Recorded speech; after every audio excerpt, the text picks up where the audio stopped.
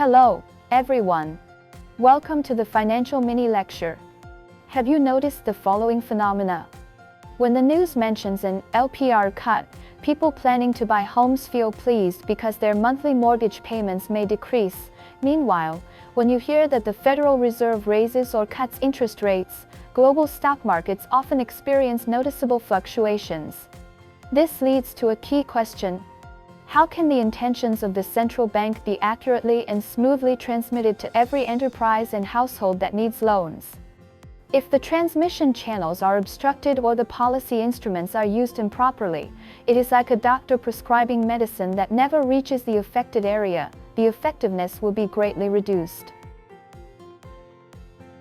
Today, through 3 case studies, we will understand the logical chain of monetary policy in the real world. Case 1. Unblocking the capillaries, China's LPR reform. Let us first look at the fundamental link, the transmission mechanism.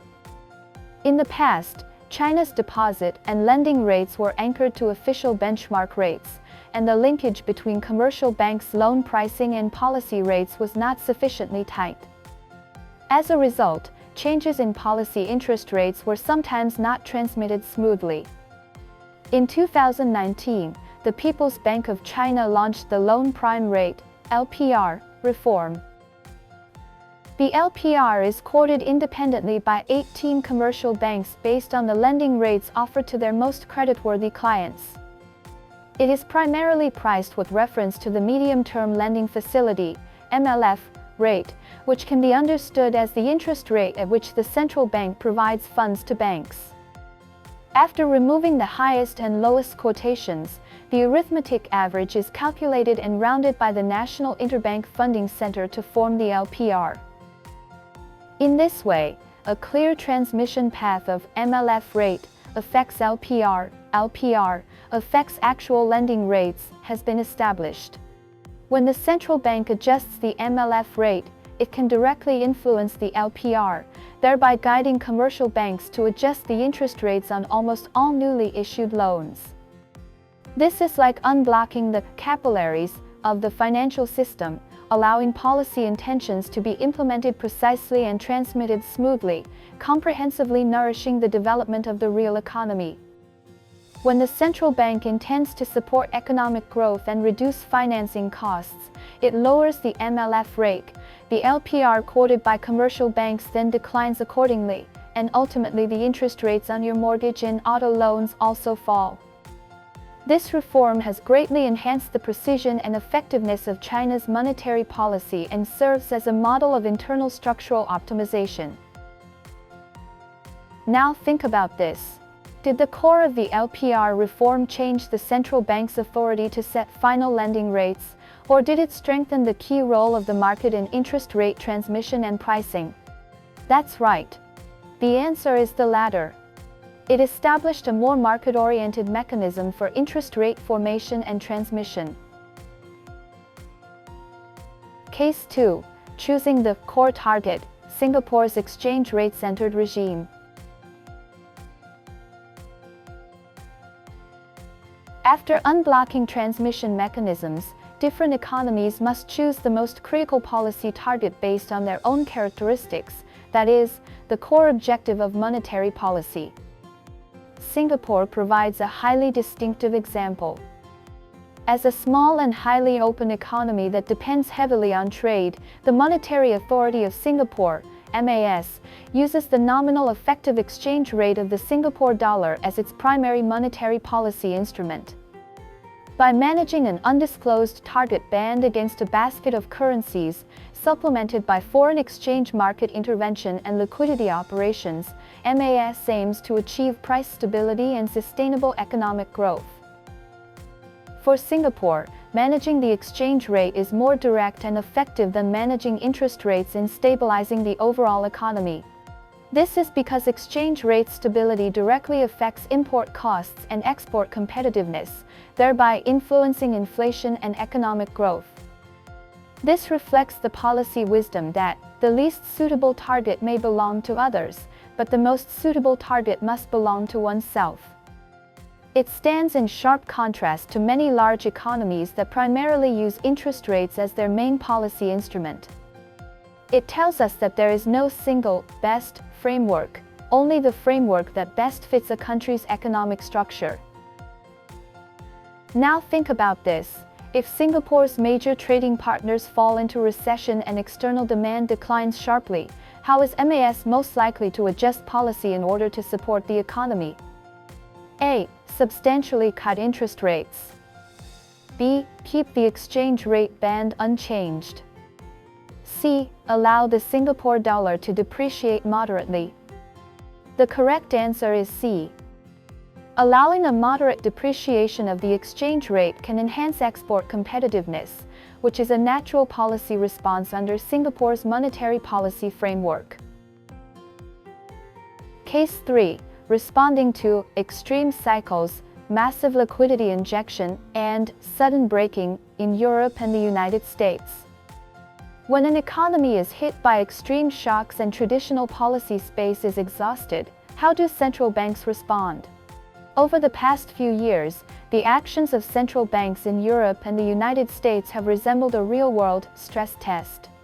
2020 to 2021, the phase of massive liquidity injection. To cope with the pandemic shock, the Federal Reserve and other central banks cut interest rates to zero and launched unprecedented quantitative easing programs, purchasing large amounts of government bonds and other assets. This directly injected massive liquidity into the market, preventing the collapse of the financial system and a deep economic depression. Since 2022, the phase of sudden breaking. When extraordinary stimulus led to inflation soaring to multi-decade highs, policy priorities rapidly shifted from supporting growth to fighting inflation.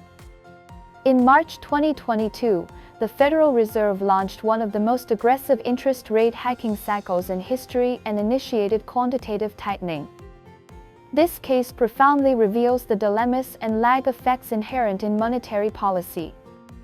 The massive liquidity injected earlier to stabilize markets laid the groundwork for subsequent inflation. Meanwhile, the aggressive tightening later aimed at controlling inflation may suppress growth and trigger financial market volatility. It demonstrates that in modern, complex economies, monetary policy involves enormous trade-offs and difficult choices under extreme conditions. Think about this. Isn't the work of a central bank very much like driving a car? When the economy stagnates, you step on the accelerator, such as by cutting interest rates or implementing quantitative easing. When the economy overheats, you slam on the brakes, such as by raising interest rates. But now, when the United States slams on the brakes, vehicles following behind, such as Indonesia, almost end up in a rear-end collision. This case tells us that the monetary policies of major economies have significant global spillover effects, influencing the entire world. From massive liquidity injection and sudden breaking, what is the biggest lesson you take from the policy shift of European and US central banks? Is it that the forward-looking nature of monetary policy is crucial, or that its side effects and lagged impacts often exceed expectations? Let us connect today's global monetary policy landscape. Transmission is the foundation, as illustrated by China's LPR reform. Without smooth mechanisms, even the best intentions cannot be implemented. The framework is a matter of choice, as shown by Singapore's exchange rate regime. There is no universally best option, only the one most suited to national conditions. Operations are an art, as demonstrated by Europe and the United States' responses to economic cycles. Under extreme conditions, monetary policy involves walking a tightrope among multiple objectives, requiring difficult trade-offs and precise judgment of expectations and timing. Therefore, monetary policy is far from simply turning a tap on or off. It is a sophisticated social practice that integrates precision engineering, building transmission mechanisms, political economy, choosing policy frameworks, and complex psychology, managing market expectations. It requires policymakers not only to possess data-driven rationality, but also far-sighted wisdom in identifying trends, as well as a deep sense of responsibility toward markets and public welfare. Understanding this logic allows us to look beyond the noise of news headlines and gain a deeper appreciation of the economic era in which we live. Thank you for watching. May you perceive underlying patterns amid the tides of monetary economics and move forward with confidence. See you next time.